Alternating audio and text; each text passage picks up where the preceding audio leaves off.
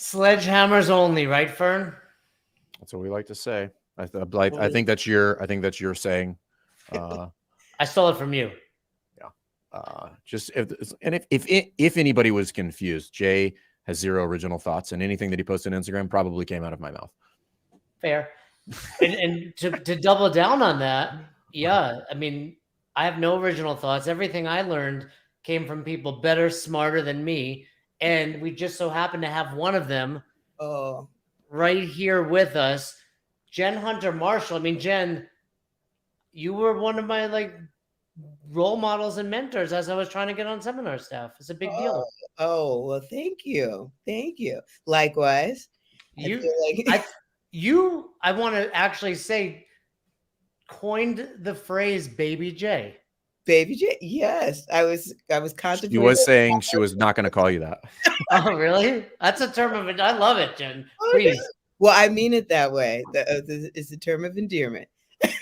Who are the original 50 Flowmasters? Jenn Hunter Marshall, Flowmaster, along with your husband Dennis. Yes. Both Flowmasters in the family. Is that the only married couple Flowmaster? Steve and Natasha now. We were the first, I believe, but yes, we have competition. Was Matt Chan ever a Flow? I don't believe so. I can't remember. So I don't think he was. It was close, but I don't think he ever actually did it. I mean, if we're going strictly married couples, let's talk about Jenn and Dennis. Potentially the fittest married couple on the planet. Oh boy, I don't know. We have to test that. You're up there. I mean, we're pretty fit. Yeah, if you guys don't know her husband, Dennis Marshall, also a legend. While we were talking about it, I don't know how long have you guys been married? So we've been married since 2008. Dennis will be mad at me. How long is that? We just celebrated, or we will celebrate 20 years, our first date on the 21st of this month. And then we got married in 2008. So does that put us at 14?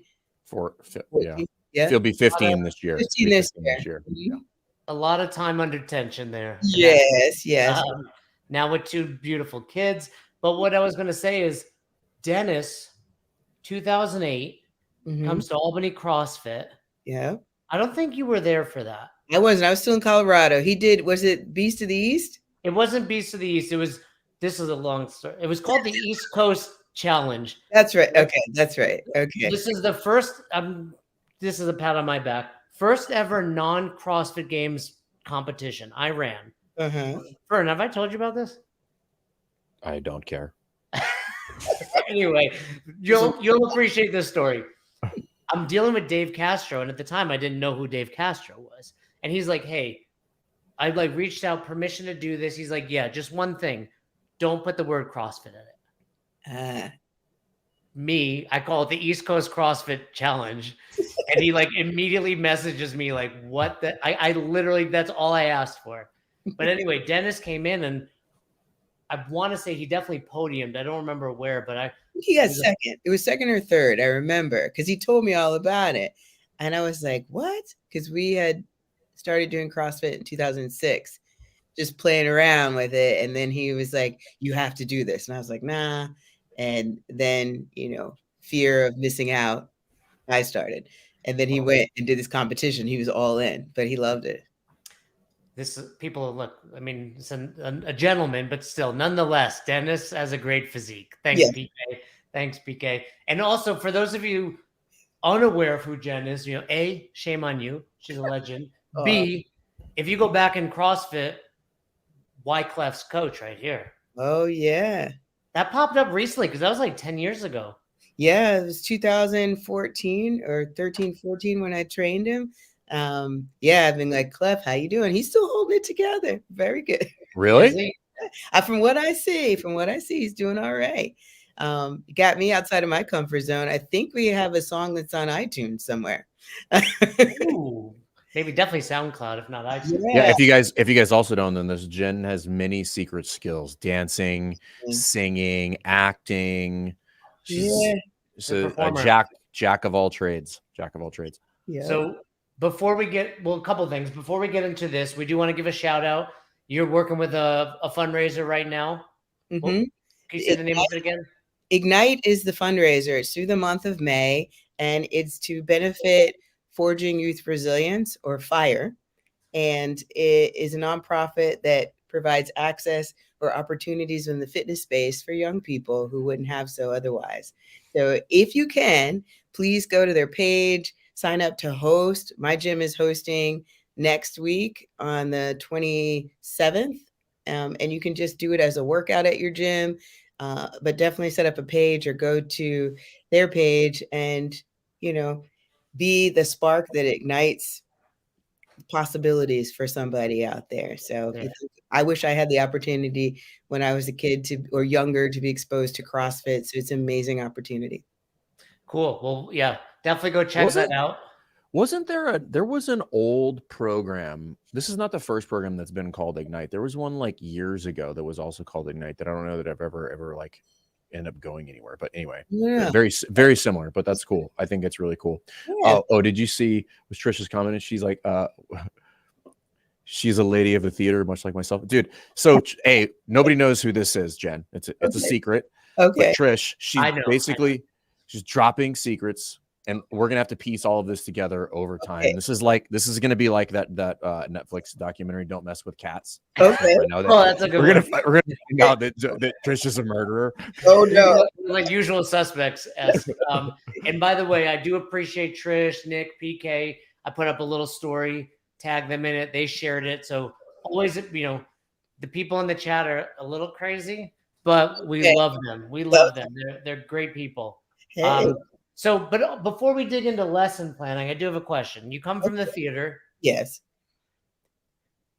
Talk to us about performing for a class, right? And I don't mean like you're singing and dancing, but a lot of people start coaching CrossFit, and it's like we were talking about it in our coaches development group yesterday. Like, yes, it's one thing to be like, I'm a coach, and then you step in front of people like, oh, I'm actually a public speaker. Yes. As well. So give some tips and tricks for people that maybe aren't accustomed to that. Ooh, some tips and tricks. I think, and I recommend this to all new coaches, taking some type of improv. Ooh, improv. I like it. I am a graduate of the Groundlings out in. Are you really? Yes, I went through the Groundlings. I had a show. Denise Thomas came to see my show. It was virtual. Was it a Long Island version? Or no, it's virtual. But during the lockdown, I had access to classes that I probably wouldn't have done before. But it's a great way to free you up because, like you said, you're performing and you could freeze up like, oh, my goodness, I'm in front of a class. What am I supposed to do? And so you're never lost. You kind of keep moving. And it segues really nicely into lesson planning because you need to have a plan, but if you go off script, can you recover? And so improv like helps you with that. Okay, I need to go somewhere else and I can do that seamlessly. So that's a great, tool, not only for coaching, just even if you're not a coach, just in your professional life to try. That's so cool. That's obviously recent. Yeah. I don't know. Are you familiar? The Groundlings are a lot of people from like Saturday Night Live. Yeah. Chris Farley, Belushi, like all Amy Poehler, like all Groundling people. That's really it was so much fun. So, and then I do character work, so they show up in class as well. So my classes are very entertaining. So do you have like a favorite character? A favorite character. So right now I did I saw that quick shift. I switched in. So I did a voiceover class with Carrie Saffron, I believe is her last name. And we had every week we had a different dialect. And so one of my favorites is supposed to be Texas. I probably sound a little bit different, but if you get a chance to check out a documentary called Hands on a Hard Body. Oh, that's a great. It's great, right? But when you think about the title of it, when I talk to people in class about it, Hands on a Hard Body, it's not what you're thinking. About these people put their hands on a truck, and the one who kept their hands on the truck the longest, they won it. Yeah. That's a great. Jen, do you know there's a play also? There's like a live. Yeah. I heard about that. It was like fantastic. During the pandemic, I went down a rabbit hole on that. Cody, that's like the original Mr. Beast, like all this stuff Mr. Beast does. That's like what came to mind when you said that. Yeah, but it was like this one dude won, and he was back the next year. It's a really. You're an investor. You're totally like, what's going to happen? And then the woman she was all in. She's very religious. She had her faith, and then she got just a little too you know, Joy is for the Lord took a hand off the car. I was Yeah. like, no. It's a great documentary. People in the chat, Hands on a Hard Body. It's not a hard body. I found out, I think it was on like iTunes. You rent it. It's Yeah. well worth it. Well, Awesome. mhm. Yeah, there you go. But yeah, there's a play version of it Yes. as well. Yeah. Awesome. Speaking So- of documentaries, hold on real quick. Jay, you and I both watched it last week. It's not a documentary. Jen, you know this. What is there's a name for essentially a theatrical version of a documentary. What's it called? Ooh, theatrical. Wait. Theatrical. Meaning like there's- it's not an actual documentary. It's like a a fake reenactment. documentary? I A guess, I don't know. mockumentary? Like Maybe I don't know. What But did like we watch? Air. Oh yeah. Oh yeah. Oh, I mean, that was based on Michael Jordan, right? Is that Yeah. It was great. Yeah. Yeah. not a documentary, but a what's it called? I can't think of the I was name. trying to remember this the other day. I know there's a name for it, and I can't It's like one of those like this story is inspired by true events type True of thing. events. Yeah. It's not a documentary because they have actors. Great. That was I knew It was Fern would love it was because of basketball. phenomenal. I'll Yeah. have to check it out. No, it had it. Yes, it was about basketball, but like it was just they did a great job with like there's subtleties in there with that are like super nostalgic, and they just did a really good job of representing that era and that time and what was going on, both visually, all of it. I was like, God, this is good. I've been playing the soundtrack when I work out. It's like such a great 80s soundtrack. Yeah, Oh, okay. it's phenomenal. I'm gonna have You know what? It's free on Amazon right now, I think. Yeah, and also, you know what song is amazing that like doesn't get any credit is "Be Like Mike." Like, what an amazing, uplifting song! I was like pumped up. It was great. Thank you. Speaking of Mike, this is Mike. Thank you very much. Okay. Yeah, let's dig in, shall Okay. we? Take it away, Fern. So, Jen, how long have you owned the box? We've owned the boxes. So we opened in Like 2010, so 16? 13 Oh, 13. Okay. years. Going on 14. Okay. And then how long? Because I was trying to think about this today because of the topic is we're going to be talking about like lesson planning or class planning and all that kind of stuff. I was trying to remember back when I actually started using a lesson plan per se, like an organized lesson plan. In the early days, probably the first 5 or 6 years, it was just fly by the seat of your pants. Just, you'd use the CrossFit warm up and you do the workout and everybody would leave. When did you guys start using, or when did you become aware of this idea of lesson planning? I think we were very aware of it early on. And because I come from a background before CrossFit, my husband Dennis and I were both in the fitness space prior to that as personal trainers, and I had run some group exercise programs in the past. So my background running group exercise classes, there was always some type of plan. Right. Like if I'm teaching a combination, I got to have a plan of how I'm gonna.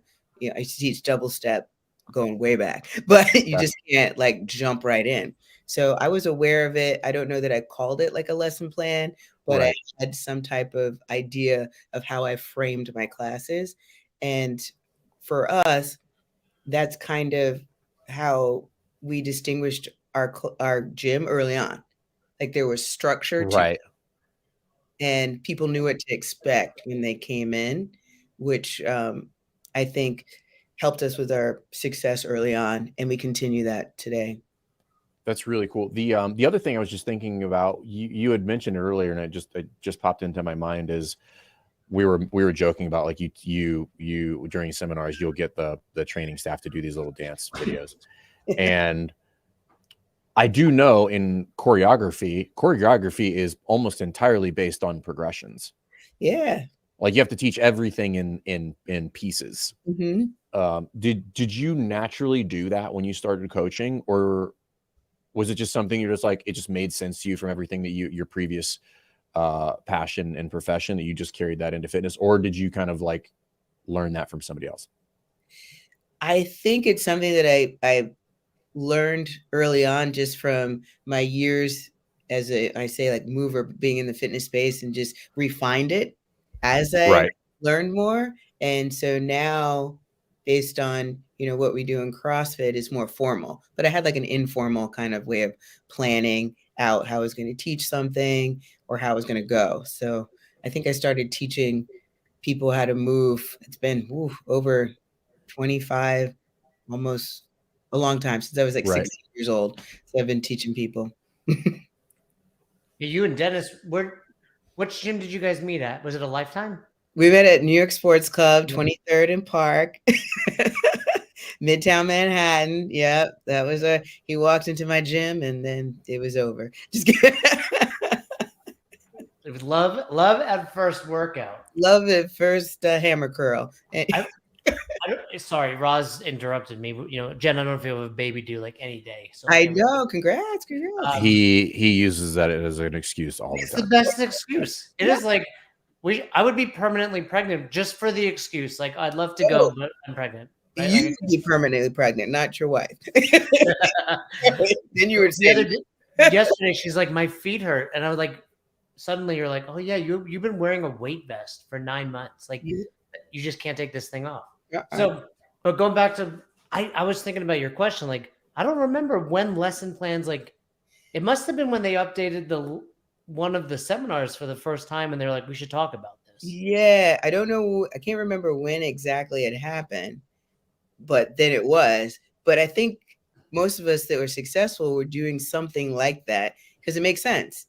The more organized you were, the better the class went, or more effective it could be. But it was literally, for me, it was like, hey, we'll put this workout on the board. We'll do a couple arm circles, and then let's do this thing. Mm-hmm. But something we talk about often, 25 years in fitness, 15 plus years in CrossFit. How often are you still doing lesson plans? At this point, it's not as, let's say, it doesn't take me as long.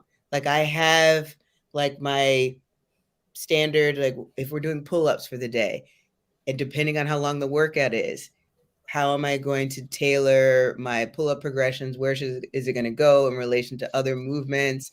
So I don't have to put as much mental thought into it per se, but I still do. And we provide that for our coaches. So when we put out the work, we still program at our gym. I know a lot of people use other programs versus like program themselves that come with lesson plans.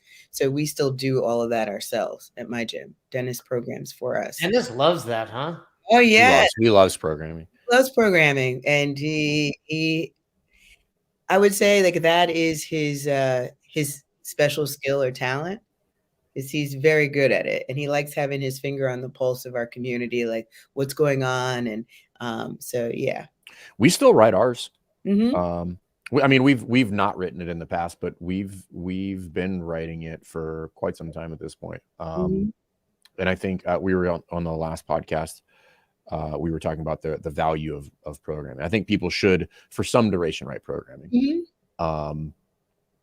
Okay, so if you have, do you have any new coaches on staff by chance right now? At my gym, let's see. Yeah, we're in the process of bringing one new coach in now. Because one of our coaches is about to have a baby, so we're redoing. So it's in the water. In the water. So yeah, babies ready for summer and getting our staff together. All of our coaches are homegrown, so we've been lucky to bring everybody has been a member, and that's part of how you start the process of becoming a coach at our gym. You're a member in good standing. So you learn through observing Dennis and myself. That's your internship process and the structure in which we run classes. And then we start from there. Would you by chance hire outside? Just this has nothing to do with the podcast, but just generally curious.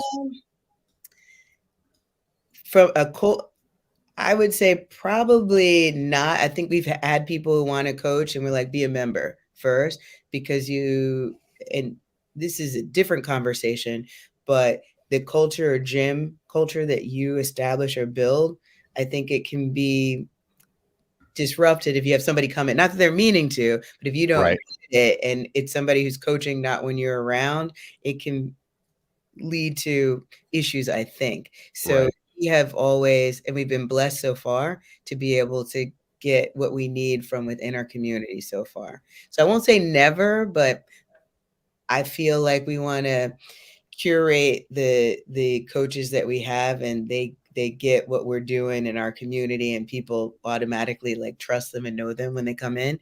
But we might change our mind. Yeah, I was just curious. Like some people have a hard line on that, and some people don't. Yeah. I've done both, Mhm. and it's both gone well and poorly. Yeah. Okay, so with new coaches, because you guys provide lesson plans, do you have them write their own lesson plans, or do you provide them and say, "Hey, execute this"? What we've done is, in terms of the skill work, that's all kind of written out for everybody, but we'll leave some freedom. Like we'll put dynamic stretches, which can be kind of like the coach can build whatever they want. That could be a game. Like if you're in my class, you might have a dance off, but it's all an effort to do what a warm up is supposed to do to get you prepared to, in terms of warming up your core temperature, taking you through a range of motion. But we give that's like a 5 or 10 minutes that a coach can put together what they want. Right. And Okay. sometimes that'll depend on what is the coach's specialty. So we have one of our coaches, she was a collegiate gymnast. So she'll do stuff that's a specific skill set that she has. So she may do more of that in her warm up. I like to dance. I was a dancer, so I'll do something like that. Or somebody who has a barbell interest, or they are a specialist in that, may do some work drilling that, depending. So we give some freedom there. Yeah, I was just curious, like what the process is for starting to develop that skill sets, because some people are just like to spoon feed, and other people like throw them into the deep end and be like, show up with a lesson plan, and then we'll just karate chop you to the neck. Yes. When you guys allow a general warm up to be dictated by the coach, how do you evaluate that? How do you look at it after the fact and say that was effective versus ineffective? So unless we're there, if we're not there, then we hope that it went well. And our members are very vocal. So they'll let you know, like, oh, I didn't like that. But so nothing like having the clients throw you under the bus and you're just like, it wasn't good. Yeah, Jen gets it. You guys have a great community, right? So I have no doubt they're like, Jen, that warm up was terrible. That was terrible. They'll let you know, like, we don't want to do that. But no, just kidding. But we, for the most part, I think our coaches just follow things that they've seen us do. But if it's, a heavy gymnastics day, then Adrienne, who's a gymnastics coach, she has some things that some of the other coaches don't know. So they'll beg, borrow, and steal from each other. And then like, hey, I did this. Or whoever was the 5 a.m. coach, they leave stuff up on the board. And they've been like, oh, I like that. I'll try that. But yeah. For new coaches, when they're early in the game and they're coming to the floor, what are non-negotiables in a lesson plan for you? For a new coach, I'll speak to level 2, because at our gym, we kind of provide everything. I think non-negotiable is actually sitting down and writing something out, that you're not walking up cold. Even me, with as many years as I have experience, I still need to look or at least like sit and think about what I'm going to do, because something is going to happen. Right. If you don't know where you're going to go, you're going to lose time. You're going to have somebody drop into class that you hadn't planned for. Somebody's got an injury. And like I'll say, during the level 2, if you fail to plan, you're planning to fail. That's just it. So take the time to make sure, even if it's just a couple of notes, that you have something down. Yeah, we were having a programming meeting this morning, and so like just say that somebody was pretty proficient in teaching movement, right? They're like, yeah, I know this, I can see. But there's like, when you're talking about group fitness, one of the things that you cannot and absolutely should not overlook is logistics. Like the equipment piece is not just like, it's not just taking people through specific gen warm up, cool down. It's all of that. And then the herding of cats factor. Like what is that going to look like? And if you don't, I've seen some pretty solid coaches just get bulldozed by not having a plan for logistics. And it's ugly to watch. Oh yeah. It's true. You can get just bogged down in like the detail almost of like, I know I have this very detailed toe to bar progression that I want to do. We'll do some stuff on the floor, and then we're going to go up. and that may kill your time. And then your workout, you're behind, and then your class is over. And I was like, yeah, it was great, but you couldn't do it. So what do you need to do? You couldn't execute. Looked real nice on paper. Yeah, it looked real nice. And I'm a big fan of like checking your watch and knowing when's my hard and fast go time for the workout with some time at the end. So I got to start then. So that may mean, even if I did write something out, okay, this is going way longer. What can I scratch and move to this? And then you have, knowing your people as well. So I have a regular class. So I know what's going to happen. People are trying to come in at lunch. So they're rolling in, some people a little bit late. So I've got a plan for that. What's your, that comes up often. Like someone's 5 minutes, 10 minutes late. Yeah. At what point are you like, hey, just go on the bike, do something, versus like, this is no longer safe for you? Like they're very respectful, our members, and I know they're doing their best to get there on time. Especially where you live, traffic. Nobody's gone over like 15 minutes, like try to show up right before the workout starts. But if you missed the general, like get on the bike, 5 minutes, pay attention to what's going on, at least know what the workout is. Like you've looked at it before. So then, I'm not like, okay, you know what's going on. You can follow along and seamlessly come into class, because we want to keep people safe. But we don't burpees and all of that. And like, shame on you for being late. No. We're doing their best to get there. There was one of the Magic of CrossFit pieces they released recently. I don't remember what it was titled, but it was I do remember the coach's name. Her name was Kelly. Clearly, yeah. That's awesome. Clearly, she married into that name. But she had something interesting in there, and I don't know if it was every day. I actually think we should have her on the podcast. Shay, we should reach out to her and have her on the podcast to talk about this. Cody, they have an option. They have an option in their programming. It's called Recovery and Flow for people that like either just don't want to do that or go or like whatever. And in those instances that you brought up, Jay, that Jenn is talking about, like that's a great option, which is okay. You missed everything that would get you prepared to do some bout of intensity. Just do the Recovery and Flow version of this today, which is 35 minutes of rowing and something else in that scenario. But I thought that was really interesting because we kind of write programming, but we were having a discussion about that this morning about I probably wouldn't write that every day. I would write it likely on the days where it would most probably Thursdays. be utilized, something along those lines. Okay. We offer that at our gym. So we have the workout of the day, and then we have a recovery workout of the day, which lasts about as long as the workout of the day. It's very similar, but lower intensity, lower skill. Every day? Every day. And people they walk in like, Coach Jenn, I'm going to do the recovery workout? Yep. And like, okay, you looked at it, you know what it's going to do. So you can do the general warm up if you make it in time for that. Do that with us, so you're still part of the group. And we played around with a lot of different things in terms of our programming. We offer in SugarWOD like structural balance for people who want to focus on their strength.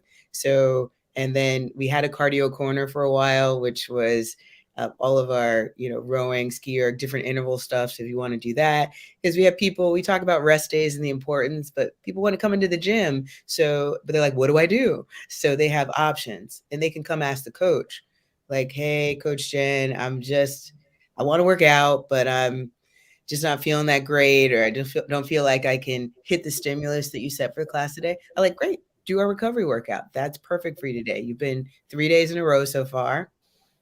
Let's do that. And we have that to direct them to. Well, you brought up something that you kind of like jumped right over it, and I don't want to lose sight of it. What you said in there was like, it's about the same time as the regular workout, which means you factor that into a coach running multiple things inside of the hour on one lesson plan, which I think is really, really important. Also, I think that is where it's also very difficult to do, by the way. And this is where I think Dennis's experience and programming and looking at two things and say, okay, if we are going to do two things inside of this hour, we can't make a nightmare for the coach who is facilitating this. Exactly. Well, what's one thing you guys have tried at the box that you're like, scratch it? Like, whether it was a gymnastics only class, a bodybuilding class, like knowing Dennis, because he's always dipping his toes and everything. What's one thing you tried? You're like, this is going to be the next cool thing we do here. And you're like, it didn't work. Well, I don't think we said, oh, that wasn't a good idea. We tried it and it was good at the time, I would say. So at our heyday, so we've been open a long time, and Dennis and I were both competitive at regionals, and we both went to the games as masters athletes. But up to 2014, we had everything. We had the Olympic lifting class, we had like strongman, we had a gymnastics class. We also had the coaching staff to support all of that. But we had people who, not only us, were also competitive. So they needed to have exposure to those different things. And then as we've gotten older and our population has gotten older, we kind of like thinned out. We don't need as many of those things. And we've done a good job of teaching our community how to do these movements. So Dennis and I are very proficient in our Olympic weightlifting. So we don't have a specific class anymore. You're going to get good instruction in class. So we kind of let some of the specialty stuff go. We had a rowing class for a time. Running, we had everything. It's so funny. It's so funny that if I think about what you're saying, and I think about myself and many other gyms, like how the programming and the classes are just a complete mirror image of the coach and where they're at in life. Yes, yeah. Like I was having a conversation. I was at the central. What is it? The central, I don't know what it's called, but the Kevin Ogar, at the summit this past weekend in Kansas City. And Austin and I were talking to the gym owner at Brave Enough CrossFit, I believe is the name, Brian.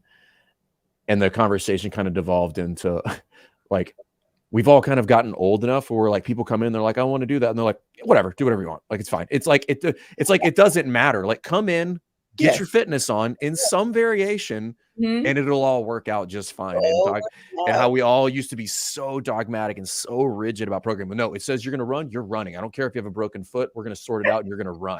You're like, calm down. Back in the day, it was just like, if you don't do this, you're a loser. Yeah, I was disappointed you weren't there, Trish. I did send him that message. Trish sent me a message. I think, what did it say for him? Fern is awesome. Oh, was that from Trish? Trish sent it to me, but somebody sent it to her. Oh, got it. Okay. Yeah, who was your little birdies that you sent there, Trish? Fern has been giving these lectures, Jen, at the summits, and everyone's mind is blown. Okay. So he's crushing it. What's your training look like these days? Because you're what, 40 now, Jen? Are you 40 now? My goodness. Yes, I've been there for some time.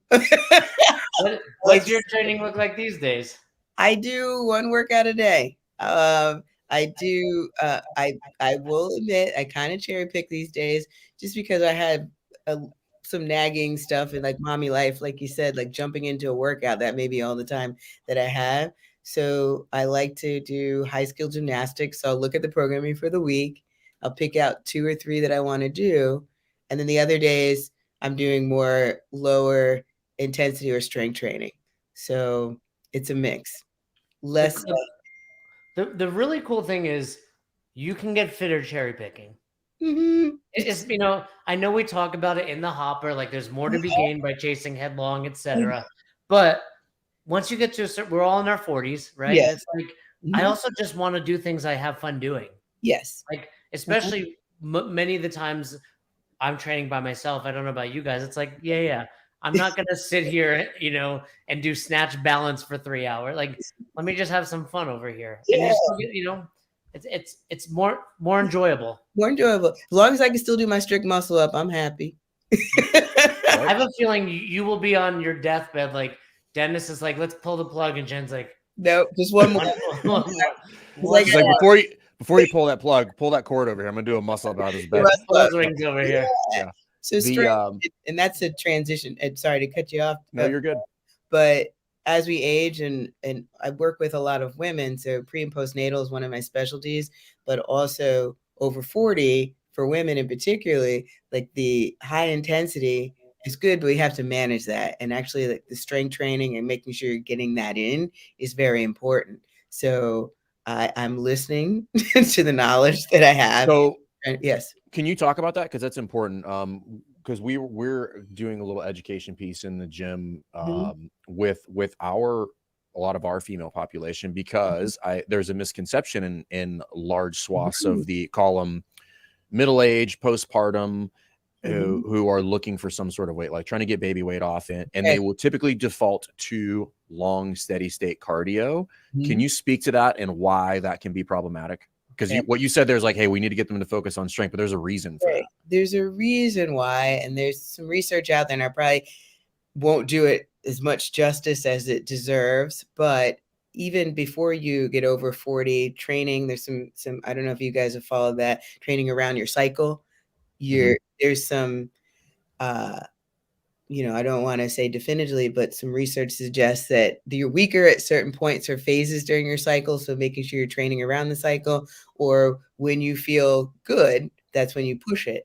And definitely listening to, I work with a functional medicine doctor, and she did Mhm. a talk, a workshop at my gym talking about the importance of, as women age, you lose muscle, but muscle we know burns more fat or can help you stay leaner. So the importance of strength training to retain as much muscle as you can, and that actually doing those long, slow cardio sessions, or an hour long of running, is not going to get you the result that you want. You just, if you like it, that's fine, but we need to put in some strength training, and that's Couple important.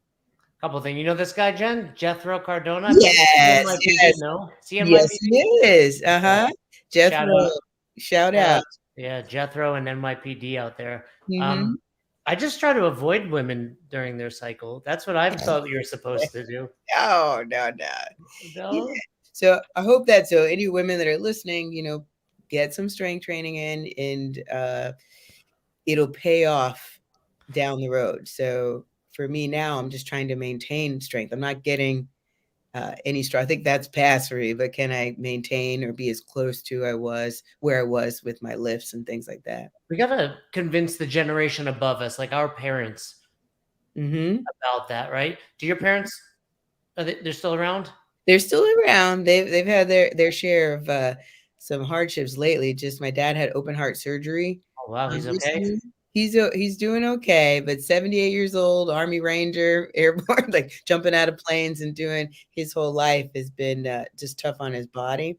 And but he works out. He was going to Gold's Gym for years and doing his classes. So I think that helped him for sure with his recovery. And my mother, she's a power walker. I don't know, Jay. I'm like pretty fit. I cannot catch this woman. Well, yeah, but She's I mean, She she's a just specialist, Jen. She's a specialist. We she's a already know how this specialist in works. walking. You I guys know how you distinguish walking and running? You know what the rule is? the running is just Feet fast walk. feet off the ground. Right. No, walking, you always have to have a part of 1 one foot on foot. the ground. Yeah. Yeah. Ah, But okay. no, because I'm at a point, like I've got like 8 parents right now between in-laws, and all of our parents are Yes. divorced, and they're all looking so fragile. Like they're all either in their 70s or very close to it. I'm like, man, like stop walking, like continue walking for the record, right? Yes. Yes. But also do some squats, like because Yeah. my mother-in-law is here right now, and I'm like, we wouldn't even let her stay in the basement. We're like, you got to stay on the first floor. Oh, okay. Like Yeah. you're about to have a career ender in the middle of the night. Like we gotta like. Uh-huh. I remember working with Ripito back in the day, and he used to say, at some point in life, you're better off being a little overweight. Huh. As Okay. far as just like, What does he mean? Just with like you have excess lean muscle mass? well, more so just like I'd rather you be a little overweight than fragile.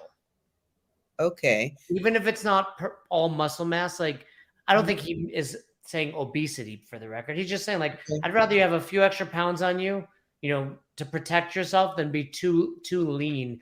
Hmm. Because like Roz's mom is so lean, but it's like I'm afraid she's gonna break. Like, Okay. how do I convince people, Jen? How do I convince some of these? You said you pre-post all that stuff. What Mhm. about Older. Well, yeah? it's you have to create a place where they want to come. I have a class, it's called Vitality. Oh no, So, really? yes. Yeah. My friend's got a class called Vitality. Vitality, yeah. And it was for 55 plus. We started in-house, so members who had parents or they themselves that wanted a class, where we listened to music they were into and come do. That's where it started. I'm laughing at this. This guy called me out. Oh no, it's right. That is funny. But Yeah. it starts with providing information. So I think if you do like a informal, like sit down, hey, come, let's talk about this. I think it's called the Aging Adult. I forget what our specialty course. It used to be called the Masters course.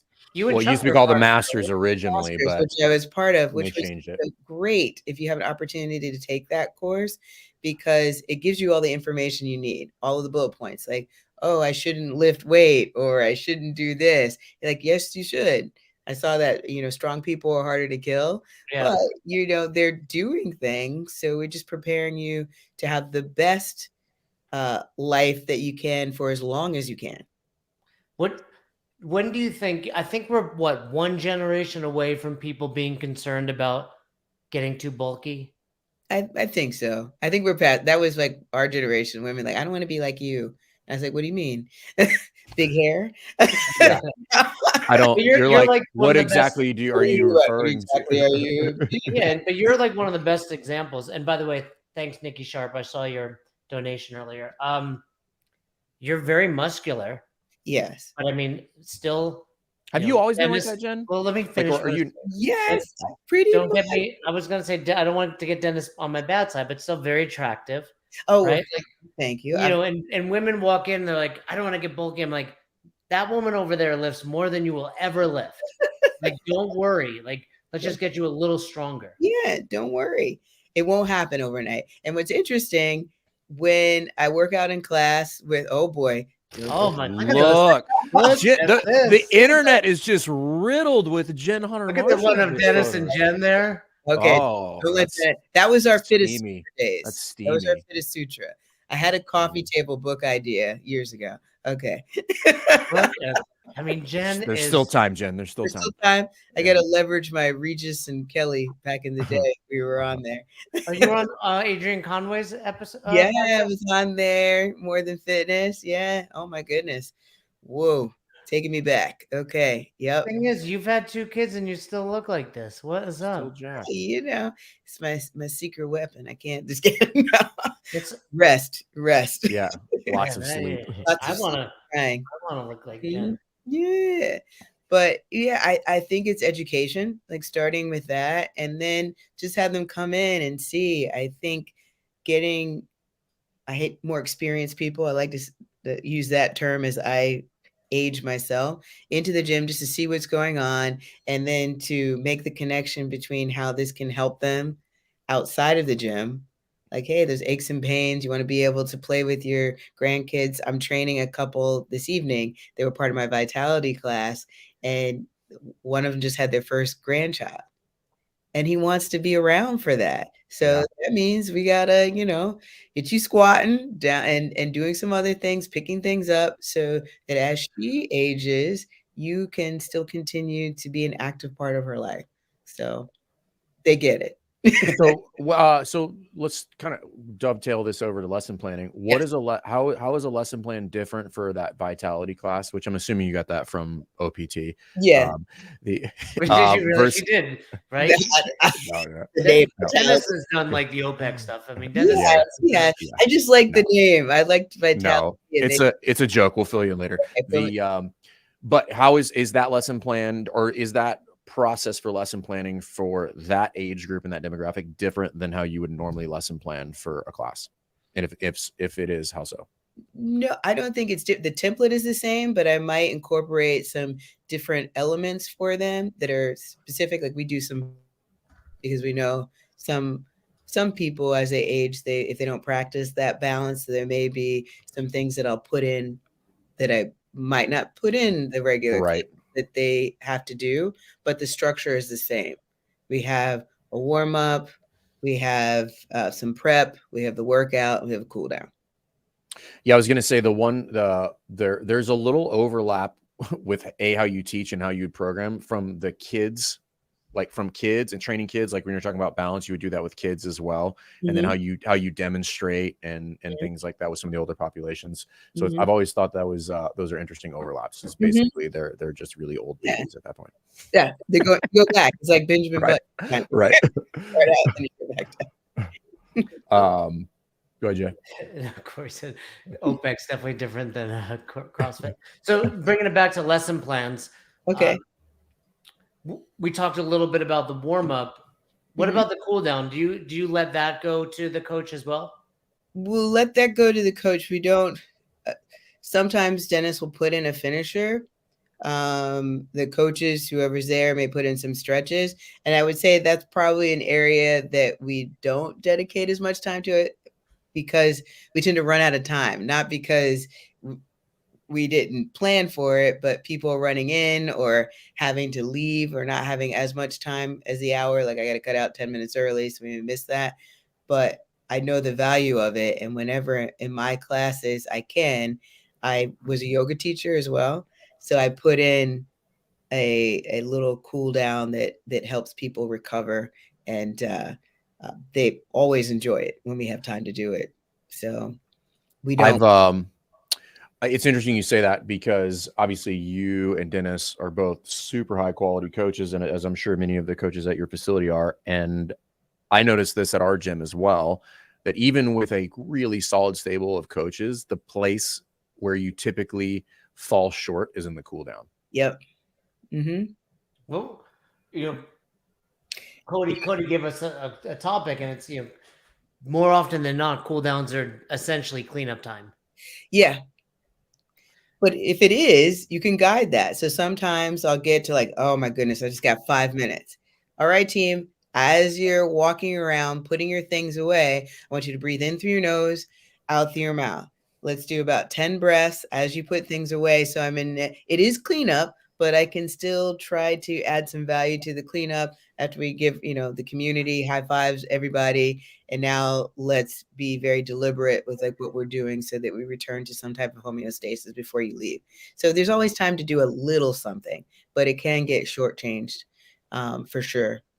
We tried to incorporate a lot of kind of Henshaw's method with regard to recovery and flushing, because you can do most of those and you can build things that are for sure under 5 minutes. And as long as you have like a decent amount of time, 7 to 10 minutes, you could easily get those in and get your cool down in there and achieve exactly what you're talking about, Jen, which is bring people back down. Right. I think what he's saying is I got a great cool down. Last Thursday. We did a good cool down. Yes, we did, Jethro. I did a little yoga stuff at the end. Or sometimes what I'll do if we're running short on time or people have to leave early, I'll put up or call out, these are things that I want you to do before you leave. Or if you have to leave early, make sure you get this in wherever you get to, where you're going. Some return the range of motion, stretch a little bit so that you're still continue to add value. Well, I think that's important. And because listen, every coach blows timelines. So I've not met one that hasn't. And I think that is something that's overlooked and should be encouraged. It's like, hey, if you do blow the timeline, don't continue to make mistakes, which is not tell people to cool down. Like I had one mistake and then I turned it into 2 mistakes by not giving them something to close that out with. So for coaches out there, like, even if you are running behind, be like, hey guys, before you get out of there, I need you to go over there. I need you to get on the bike, grab a rubber band, but before you leave, you need to be here for an additional 5 minutes while they're doing the whiteboard brief over here. I want to make sure that happens. I think that is should be encouraged inside the facilities instead of, well, I blew the timeline, so everybody see you tomorrow. Yep, that's it. No, I think for sure. And then you put some ownership on the members of your community that this is important, that you need to do this, that you talk about it at least. Before you go, just spend a little bit of time doing this. Wherever you get to after you leave here, do this to help prepare you for when you come back the next time. Right. Where's the other one? You think you're going to make another run at the games, Jen? Well, 60. We'll see. 60. Every time I try to push, I did the quarterfinals almost killed me. But just how high did you finish in the rankings? I didn't look, but I know I didn't make it. I will say this: my goal, because I had no right to go past the quarterfinals. I was shocked I made it in. Was to not get capped and to, finish all the workouts, which I was happy to do. So it just showed me where I am now.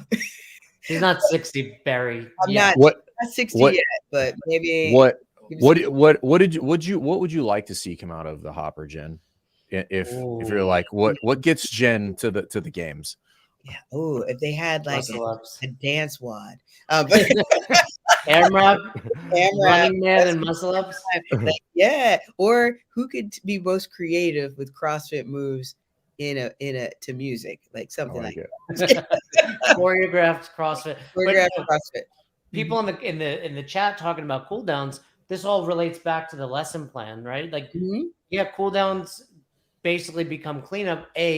When the coach hasn't made a good plan to know to end 10 minutes early, and then B, when the hour is just jam-packed with too many workouts. Exactly. We lose even if you have a long CrossFit workout, call it 20 minutes, that's plenty of time for a general specific workout and cool down. It's when we have 2 or 3 components that one of the first things that goes is like, we wrapped up, next class is coming in. Well, great question here, Robbie. What do you do for this, Jen? Like, how do you maintain the integrity of the culture of CrossFit? I mean, you are old school as old school gets. Like, we all come from that generation of wait till, even at the level 1, you're a flow master. I'm sure clean up after each other, like, or cheer each other on. Like, how do you maintain this? We wait. That's the culture that we created. You stay till everybody's done. Now, if you have somebody, I teach in the middle of the day, so people are coming in, for their lunch break to come do. You let me places to be. You let me know beforehand, and they're always super apologetic. There's a way to handle that, but for the most part, everybody waits. But that requires that you have a good lesson plan. You articulate the stimulus of the workout so that if it is a workout that's task priority, meaning we don't know how long everybody's going to finish, that somebody doesn't abuse that time, right? And then push you through your cool down that you may have allotted, and then people miss out on class because they're waiting for this one person to finish. Well, you nailed it. Like, I think a lot of times, like, we're giving very simple answers in theory, but then the execution of it is the whiteboard brief, right? If we're doing Fran, and someone's taking 12 minutes, like, they're 5 minutes beyond where they should have been, and now we're delaying class.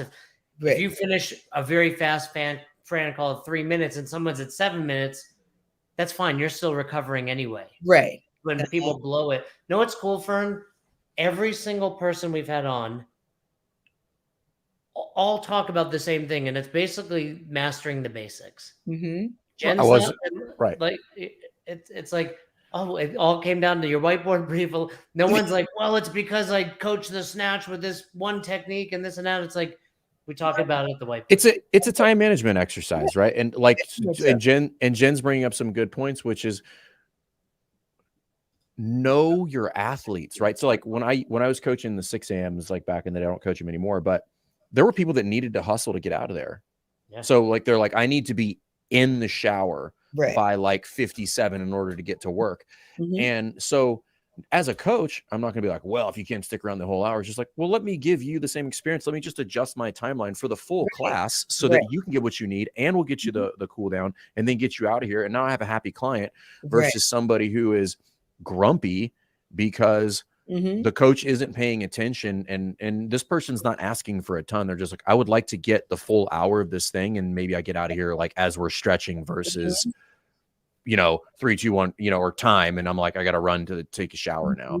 And I think it's just time management. It's like, know your people, time management, plan accordingly. And sometimes things happen, but you learn from that. That's the other thing with the lesson plan.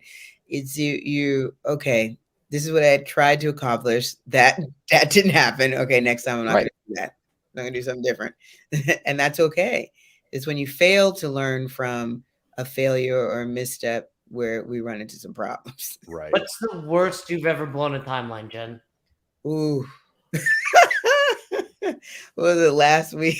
It was last week. Last week. I thought you were going to be like 10 years ago. No, well, I didn't blow. I was having a lot of fun with it was a very thorough warm up, general and specific. And my husband, Coach Dennis, comes in. He's like, Jen, this workout's going to take a while. You need to get going. And I was like, oh, okay. I was thinking I had more time, and I didn't totally get blown, but he definitely was paying attention to what I was doing. He's like, you guys are having a good time, but this workout's got to get going. People are going to take longer than you think. He's like, and now I'm concerned. Now I'm concerned. And I'm like, okay, let's move, everybody. Well, Jen, it's funny because we all love Dennis, but he's kind of become notorious for blowing timelines with lectures. Well, he likes to talk, only at seminars, though. It was at Garden City, so I'm assuming you were there. Mike G was flow. Yeah. Dennis gave Fern, no joke, 2-hour programming lecture. No. Dennis, That would be 2 hours. it was probably an hour and a half. No. Hey, you know what's fun, Jay? Embellishing. So let's just do it. That's okay. This was what was Mike G was like, dude, they got to catch flights. Like, I lived in New York at the time. Mike G was like, Dennis was doing one of these. Don't worry. I got it. Dropping bombs, like knowledge bombs. Very, very much so. He gave a very thorough 50-minute squat lecture before that I was present for. But it was so, I couldn't, where do you trim? It was very thorough. But it was, and very good. So yes, he needs his own seminar. Just come listen to Coach Dennis. I was watching a younger trainer. This was probably a couple years ago. Gave which wasn't. It's not out of. I've seen many people do. He gave like a 40-minute deadlift lecture. Wow. He came in. We went. That's not bad, right? Like that's a tough lecture. Yes, it is. If you master it, you're crushing and hitting the timeline. Yes. But we broke for the trainer. I mean, he came in. He's like, I don't know what happened, man. I was like, oh, what happened was the lecture is 30 minutes and you did it in 40. Yeah. What happened? Yeah, is you went. And he was like, and at no point did it look like you were aware that you were not on time. Just casually rolling through the lecture, and everyone's just like, is he didn't know that he's 10 minutes over time? No clue. No clue. You try, but that's like with classes. If you're not, oh yeah. Like I'm always looking. I'm like, all right, this is my hard and fast go time. I give the analogy of like summiting Everest all the time. So when you summit Everest, you got to be on your way down by 2 p.m. Otherwise, you're going to die. Most people on the way down. But it's true. And my lesson plan, hard and fast. Otherwise, it's going to be a disaster. That's something Fern and I talked about. Drop dead start time. Like, yep. If you don't have a lesson plan, you at least need to know what time we need to be saying 3, 2, 1, go. Yes. Bare minimum. Bare minimum. All right. Cody always drops some good questions for us to ask, and then we'll go. We've got a bunch started from the chat. So from the producer, from Cody, have you found that getting people moving first, then bringing them to the whiteboard better helps get their attention? So whiteboard brief first, or get them moving, then bring them in? Whiteboard brief first. Always. Let's come in because everybody's talking already. Because we roll in, so people have their time to say hi to their friends, and like, okay, at the board, guys, and then we get going. Yeah, I've never found anyone able to really express the benefit of getting moving first. Have you, Fern? I think the justification for, or the not the justification, that's not right. The reasoning for it is, at least almost all of the scenarios that I've been given in that scenario is an early morning class when people are like rolling in and you have stragglers. So what they're doing is, instead of giving the whiteboard brief and then putting everybody on the salt bike or a rower, they'll start on the salt bike or the rower to give those stragglers time to come in, so that when they get to the whiteboard brief, everybody's there and they don't have to re-give the whiteboard brief. Okay. That's the reasoning behind it. I think that's creating a workaround for just not having people be on time. Yeah. Like you didn't have any, I know you didn't have anywhere to be at 6 a.m. this morning. Say it, Fern. Say the quote. Say the Fernism. Which one? Don't create a solution. Oh yeah. Don't create a solution for something that you should just enforce the first time. Yeah. Or a problem that doesn't exist, right? A problem that doesn't exist. Well, that's what, we ask that everybody we give access. Everybody knows the workouts for the week. We post up in our member page Sunday night, so everybody knows what's happening. But at least don't come in cold, because then, like, if you are running late, kind of like everything's up for what's going to happen. So then it's like, what? I was like, I need to get all these moving pieces going. And if you have one person that's clueless, that makes your job infinitely more challenging. It's usually like the person who's not experienced. They're like, oh yeah, and I'm just like, oh my god, I have to start this all over again. You're a problem now. Yeah, but I have it's at the whiteboard, but I do a little, chat everybody up, get everybody's name so we know who's in class with us, and that gives time for any stragglers to come in and then kind of go through the workout expectations, and everybody has an idea of what they're doing. Next question from the producer. Longer workout equals shorter warm-up and vice versa. Is that a good rule of thumb?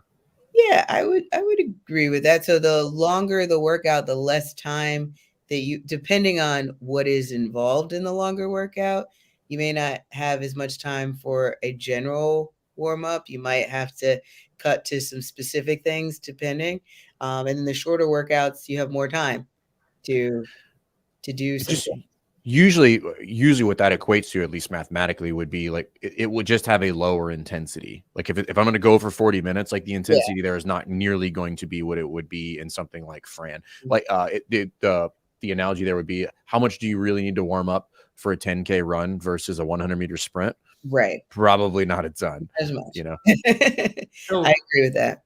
On the spot, you guys doing Murph in a couple weeks? Oh yeah, I did my Murph prep today. Saturday. What's the warm up? People show up for Murph. Is it like do it on your own? Is it we have a planned warm up? We have a planned warm up. So today we had some 200-meter runs involved. So the workout we did today was every 5 minutes. You did the first 5 minutes was a 400-meter. The remainder of the time you did max pull-ups. Then at 5 minutes you did 400 meters, max push-ups, 400 meters, all the way up to 30 minutes, and then max squats. And you did that twice and then back down. So in our general warm up, we had just get out, start running just to warm up, and then come in and we drilled the movements that you're going to see: the pull up, the push up, and the squat. More time spent on the pull up, just because you have people hanging from a bar. It's kipping involved, but still gave instruction on the squat and the push up. Cool. No Murph prep. I get it. All right. Last question from Cody. Where to go? There it is. After writing a lesson plan, do you think it is good practice for coaches to do it a second time and differently to ensure they come up with the best plan and can compare? Interesting, Cody. Interesting. Meaning run 2 classes back to back, Cody, with 2 different lesson plans? Come on in, Cody. Come in. Get in here, Cody. Get in. Get in the room. No, just write 2 lesson plans. I want you to write a lesson plan. Now I want you to do it again. And how would you change this? How would you do it differently? And then let's compare and see which one's going to be the best. So instead of just going like with your gut instinct, I just right out of the gate, like this is great. It's an A+ lesson plan. I'm going to run that. And then you figure out after the first class, oh, that was crappy. Okay. So you've done it already. Like I would write out one and then evaluate after I've done the class versus like sit down. I did one. Oh, let me see if I can write a different one. I'd have to test it and then see. So I've done that with the level 2 kind of workout that I've run through. And I'm like, oh, I liked how that went. Or I'm going to modify this and try this instead. And I think as you learn more as a coach, like taking other classes and how to teach movements, you can refine lesson plans that you've already had for certain things. So I think it's good to reevaluate regularly. Can I do it better?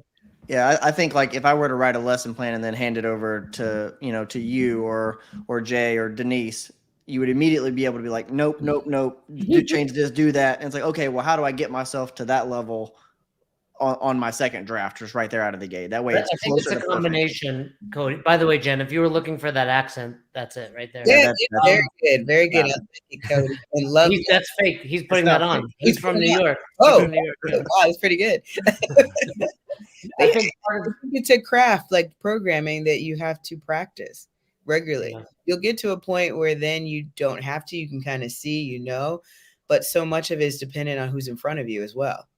Like if I have a group of OGs that have been with me for 10 years, I can move through things quicker. If I have a mixed group, it's gonna take me a little longer. So can I adjust on the fly? But I've got 2 options or 3 that I can plug in if need be. Love it. All right, Cody, bring up the listener questions for Coach Jen. Okay. Jen. Oh, by the way, did you make the announcement? Nick won $500. Yeah, that's all right. The announcement was made. He's already got his gift card. The chat was over here talking about like what's he gonna buy? What's He he gonna wasn't get sure on what he the- was going to buy yesterday in the coach. Nick P? Yeah, Yeah, Nick he P. won $500. This is rigged, Do dude. you think Cody rigged it? This is rigged. Yeah. It's Like, not I rigged. was worried that Cody rigged it.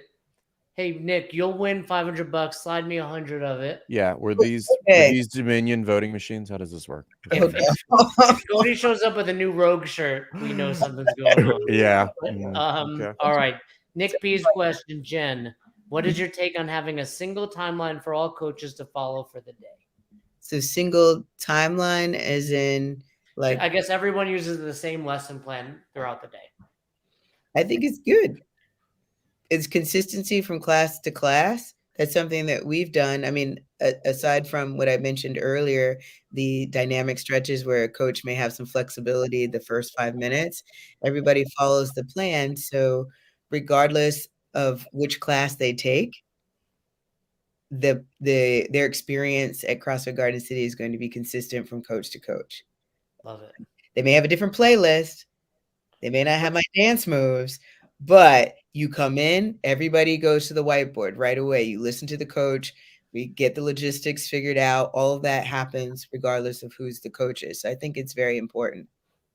Jen, what's your pump up song? A pump up song. Well, I'm a big Beyonce fan, so anything Beyonce. Girls Run the World. I like that one. Jen, you'll appreciate this. I like when I hopped in and worked out earlier. It was 90s R&B and like a string of Adina Howard songs came on. I was like, all right. I was like, it's my girl. That one and like I knocked the what was this one I knocked the windows out your car or something like that. But anyway. Can't go wrong with 90s. 90s anything is good. 90s you can't go wrong. Some of that, some Janet Jackson. What else was I dancing to? Something gets me my hype song when I'm ready to come in and coach. Let's go. Cody, what's a country music? Yeah, I agree. What's the next question? I would like. Oh, Trish, there's a lot of this talk in the chat when you mentioned Murph Prep.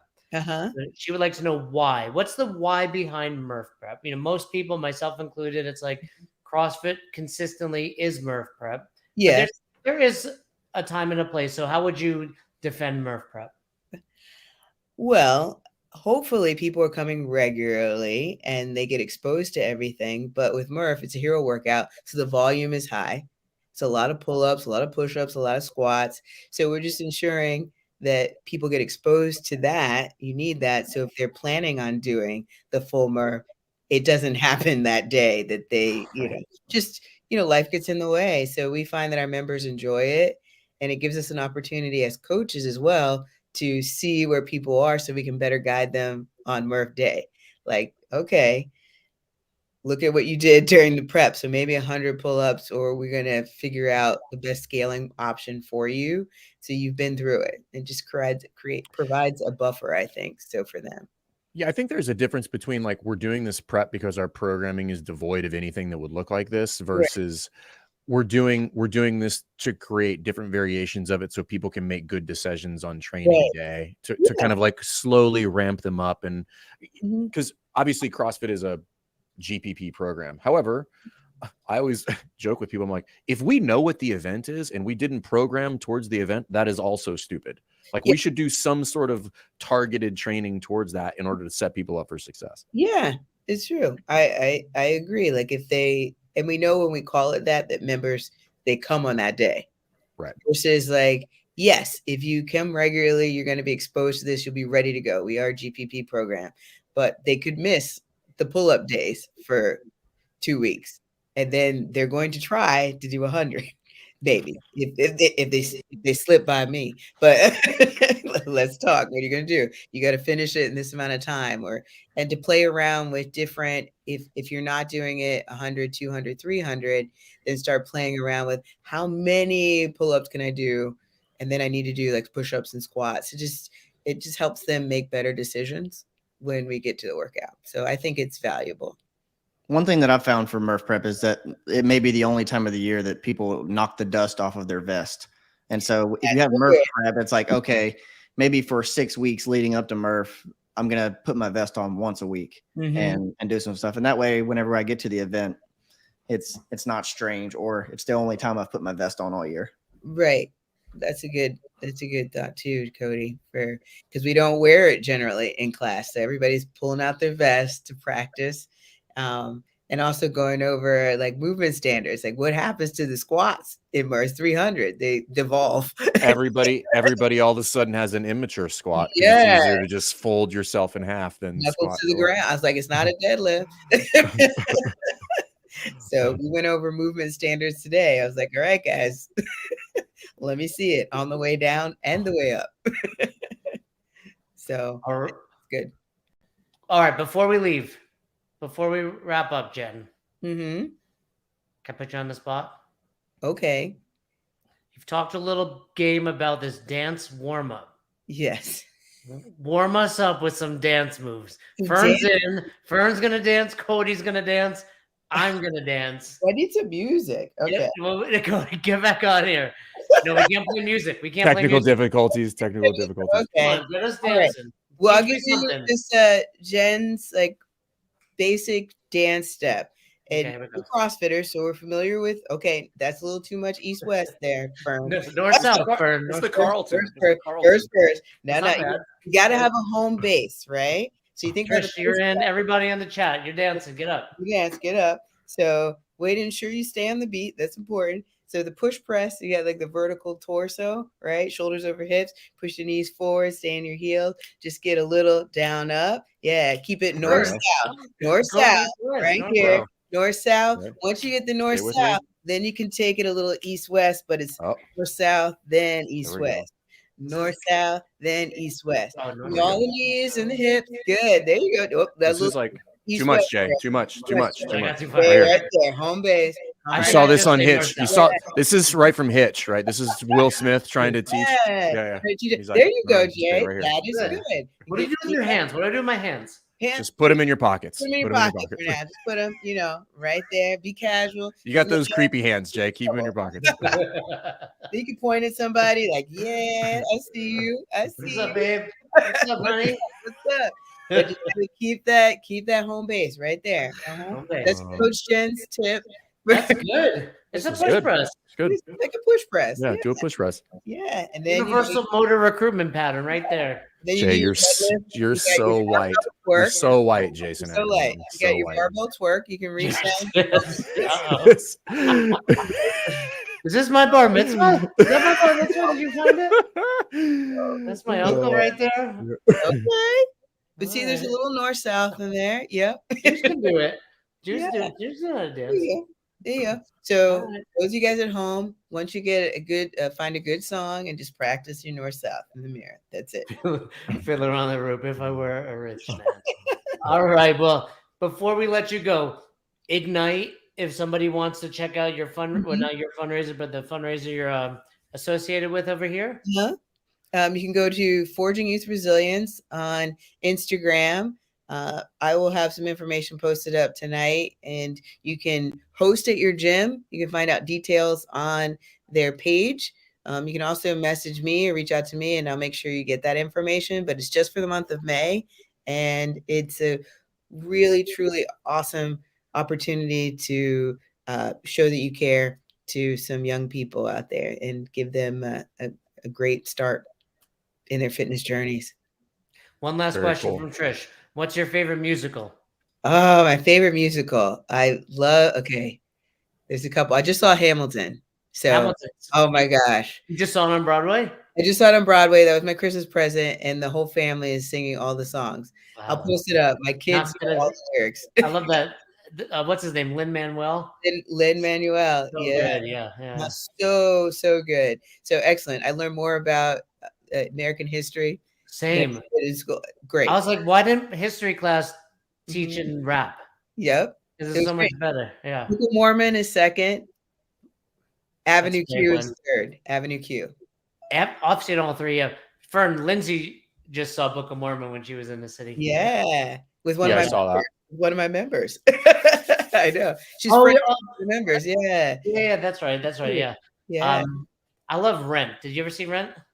I did not see it on Broadway, but I saw the movie. I wish I had seen it when it was on Broadway, but That's still one of my faves. I Anyway, love the music. And what's the, oh goodness, sorry, French Revolution, Les Les Mis. Mis. Les Mis. Love. you know, I was a musical buff, huh, Fern? You know that about me? No, I knew that because you talk about it. Yeah. Well, pays attention once in a while. Jen, are you going to be at the games? I don't know yet. Trying to figure out logistics. Speaking of lesson plans, like you got a lot of moving pieces to get. Well, you've been there in the past in the EDU booth, right? I was at the EDU booth last year, so hopefully I'll be able to make it out again. We have an athlete competing, Mike Kern. He's a masters athlete. He's, I think 5 times he's been. I was gonna say that name sounds familiar. Yeah. Yes. So yeah, Mike will be out there. So I'd love to be able to support him again and follow Mike. He's a badass. Cool. Will do. Well, hopefully we'll see you and Dennis and the fam out there. Yeah. But again, we appreciate you coming on. Thanks so much. Absolute pleasure.